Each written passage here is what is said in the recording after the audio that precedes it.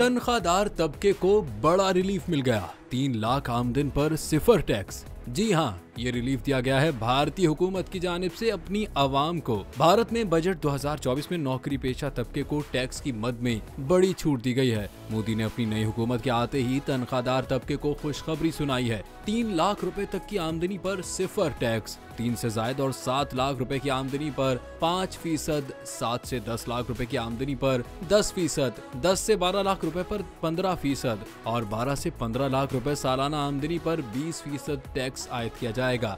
इसी तरह standard deduction में इजाफा करके 50,000 से बढ़ाकर 75,000 कर दिया गया।